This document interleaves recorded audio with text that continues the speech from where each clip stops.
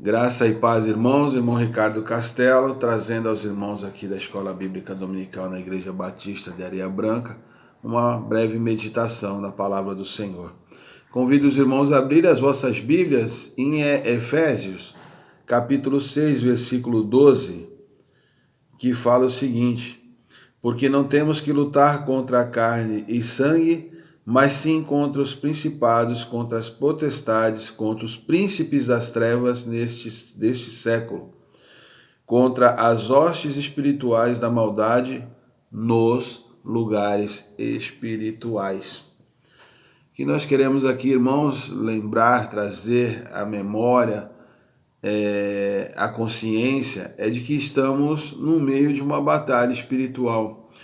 Uma batalha silenciosa, travada nas regiões celestes, e alguns ainda não se perceberam disso, mas o mundo está sob ataque, e o ataque do inimigo da igreja, inimigo de Deus, inimigo das nossas almas. Sempre esteve na realidade, mas se você prestar bem atenção, você vai ver que houve uma mudança significativa no comportamento da humanidade em relação a se distanciar de Deus e até mais, além de se distanciar, se opor, né? Criar obstáculos para que as coisas de Deus sejam impedidas de acontecer. E nessa luta que não é contra a carne ou sangue, a igreja tem que se manter alerta e equipada. No versículo 13 e também no 11 fala sobre a armadura, a necessidade de usar-se a armadura de Deus. O mundo já está vendo essa luta. Às vezes alguns crentes não estão percebendo de forma clara, mas eu tive contato com algumas pessoas que confessam a fé cristã, mas não são membros de igreja, um é católico, não tem tanto contato como nós temos o costume de ter em relação ao estudo da Bíblia, a mudança de hábito, esse tipo de coisa. E um andando comigo na rua, já falei disso no púlpito, ele olhou para os lados e viu aquela situação catastrófica dos seres humanos ali, em especial os usuários de droga andando pela rua. E ele falou para mim: eu estou preocupado. Falei: preocupado com o quê? Ele falou: com a situação, olha como é que as pessoas estão, olha como é que as coisas estão acontecendo. E esse foi um.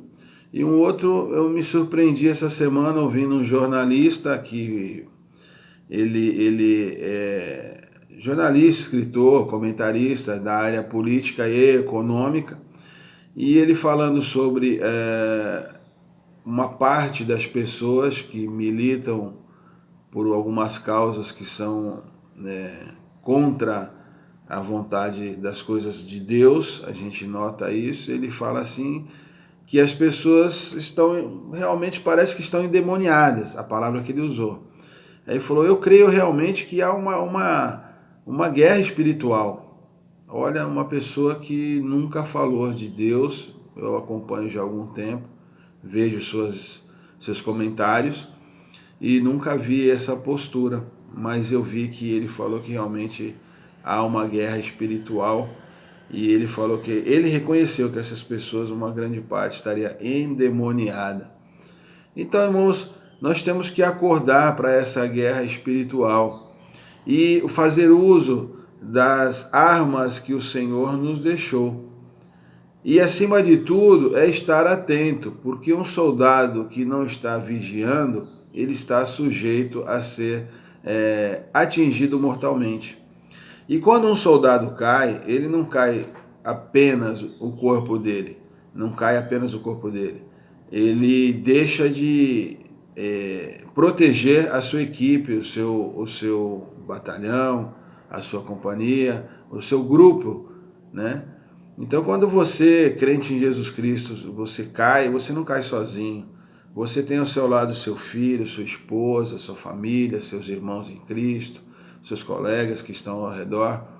e você abre uma brecha para que o inimigo ganhe campo.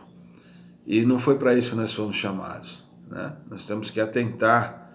E a última chamada aqui nessa meditação é uma chamada para um despertamento, para que haja um amadurecimento no comportamento do cristão, principalmente os mais maduros, né? Seja na idade ou seja espiritualmente, porque há uma grande preocupação com a geração que está vindo aí, né? O que eu, como crente em Jesus Cristo, já homem maduro, tenho deixado, qual é o meu legado para essa nova geração, qual é o meu testemunho, porque eu tenho certeza que muitos de nós tivemos grandes homens de Deus, e ainda tem, perto de nós, à frente da nossa idade, para nos inspirar, nos mostrar que realmente é possível atingir um grau de maturidade espiritual acima daquilo que nós estamos. E também que a glória, a bênção na luta, quando você vê um irmão que já está há bastante tempo nessa caminhada cristã e você vê ele vencedor, mesmo estando nesta terra onde nós sabemos que o mundo jaz no maligno. E eu e você temos essa obrigação de passar aos nossos filhos, a próxima geração, que é possível viver uma vida de um crente em Jesus Cristo vitorioso, colhendo as bênçãos. Então, para finalizar, eu gostaria de ler 1 Pedro, capítulo 2, versículo 1, que é uma orientação chamada à igreja, ao crente em Jesus Cristo. 1 Pedro fala o seguinte: deixando, pois, toda malícia e todo engano e fingimentos, e invejas e todas as murmurações. É um chamado aqui para amadurecimento, né? Parar de ficar murmurando e também largar toda a maldade, toda a malícia, que isso está impregnado em nós através do mundo, no mundo em que vivemos, né?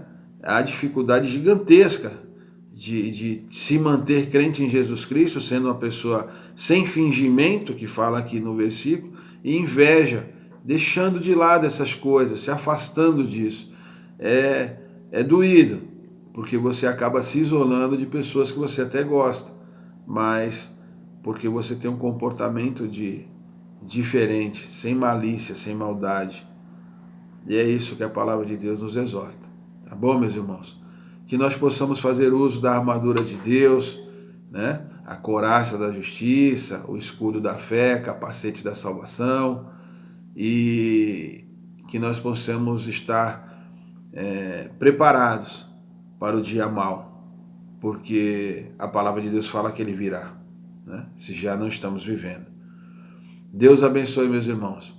Mas com toda essa luta, nós temos certeza que nós somos vitoriosos, porque o nosso general é Cristo. E nós, como diz o hino, o cântico, seguimos os seus passos. Deus abençoe a todos, um bom domingo, e já estamos com a igreja funcionando com culto presencial, né? Aberta para o culto presencial, e nós contamos com a sua presença. Dê o nome lá para a secretária, irmã Luciana, para que a gente possa estar sentindo um pouco do calor espiritual, um pouco da presença dos irmãos, e louvando e bendizendo o nome do Senhor. Amém?